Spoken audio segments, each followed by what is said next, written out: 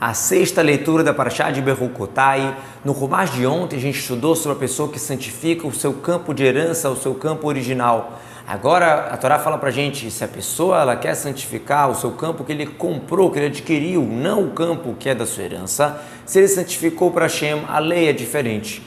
Existe uma diferença entre um Sde Mikna e Sde Ahuzá, um campo adquirido ou um campo da herança. Que um campo adquirido não vai ser distribuído para os Kohanim quando chegar o ano de Yovel, porque ele não pode santificar somente até o Yovel. Afinal, o campo não é dele, a pessoa comprou, adquiriu aquele campo. Então, a minha posse desse campo só é até o Yovel. Então, ela deve voltar para o dono original quando chegar o jubileu e voltar para o dono. Então, se a pessoa quer resgatar, ela vai dar o valor fixo que está sendo calculado de 50 moedas que a gente falou do campo da herança, e se não resgatar e o tesoureiro vender para outra pessoa, ou se a própria pessoa resgatar, então quando chegar o Yovel vai voltar para o dono original que foi comprado dele. Então isso quer dizer o passuca Lasher canal meito daquela pessoa que a pessoa comprou. Não está falando do cliente que comprou esse último, do tesoureiro, e sim está falando daquela pessoa que é a dona original. Por isso que a Torá fala, Lashelo Achuzat Haaretz, aquela pessoa que herdou do seu antepassado, da sua família, que foi dividida a terra de Ser lá atrás, ou seja, os donos originais que venderam para a pessoa que santificou. Então é diferente nesse caso, que quem santificou não era dono mesmo daquele campo, ele tinha comprado aquele campo e estava na mão dele até o ano do Yovel. O Rashi de novo traz para a gente a informação geral e vamos ver agora nos versículos. Então o Cohen vai calcular o número, o valor daquele campo até o ano de Yovel, de acordo com quantos anos que tem, como a gente já explicou, e vai dar o valor daquilo, quando a pessoa quer resgatar, sagrado para Hashem. Mas no ano de Yovel vai voltar o campo para aquela pessoa que foi comprada dela, ou seja, para o dono original, aquela pessoa que tinha a herança da terra. E esses valores que a gente fala aqui, de 50 moedas de shekel, e todos os valores que a gente falou aqui de tantos shekalim, sempre é no shekel HaKodesh, na moeda sagrada do shekel, que vale 5 gerá, 20 gerá, é o valor de um shekel. Ou seja, sempre quando o Torá fala shekalim, é calculado pelo shekel HaKodesh, que é um outro preço do shekel comum, que não é o sagrado. 20 gerá são como se fosse 20 moedas, modo de falar. Assim era no início, depois acrescentaram um sexto, e os sábios falaram que 6 ma'á era um kesef dinar, então daria 24 ma'ot para um sela, que um sela seria 4 dinarim. Porém, um primogênito que será primogênito que nascer primeiro para Deus no animal, o homem não pode santificar, tanto faz se é um boi ou algum filhote de outro tipo de animal, é para Hashem, o primogênito. Ou seja, não tem como você santificar para outro corban, porque não é teu, o primogênito já está determinado para ser um sacrifício para Deus. E se é um animal impuro, e a pessoa vai resgatar pelo valor, e vai pagar 1/5 sobre ele, e se não resgatar, vai ser vendido pelo seu valor. Do que está se tratando aqui? Aqui não está mais falando sobre o primogênito, porque em relação ao animal impuro, não existe resgatar o valor do primogênito, porque não existe o primogênito, o korban, de animal que não é kasher.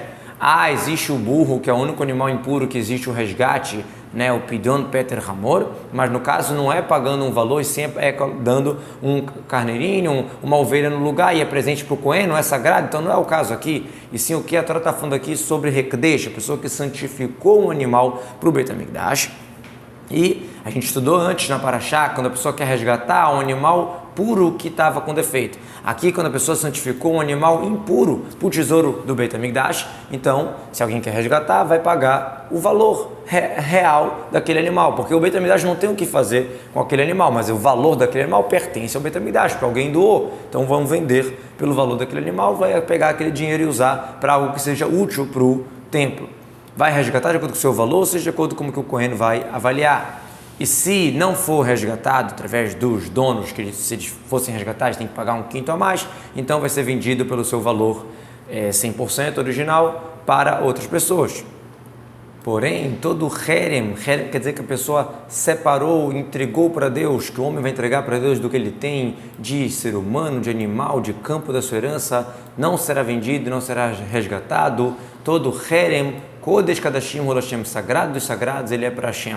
Os sábios discutem aqui quando a pessoa usa essa expressão de herem, que ela está reservando, entregando totalmente para Deus. Tem gente que fala que Stam Haramim, um herem que não foi especificado para onde que é para o tesouro do Beit HaMikdash, para o Hekdesh.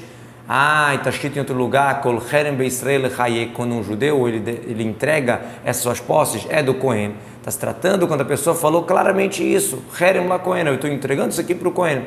E outros sábios discutem e falam, não, quando a pessoa usa a expressão Herem Stam, sem especificar, é para o Cohen. De qualquer jeito, não será vendido e não será resgatado, não será redimido, somente o que será dado para o Cohen.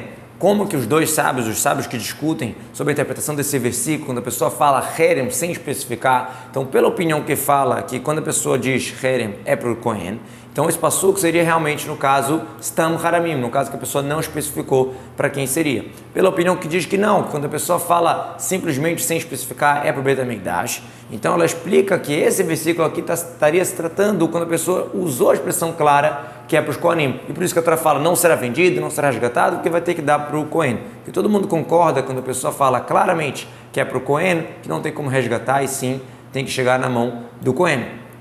Já o que é entregue para Hashem pode ser resgatado.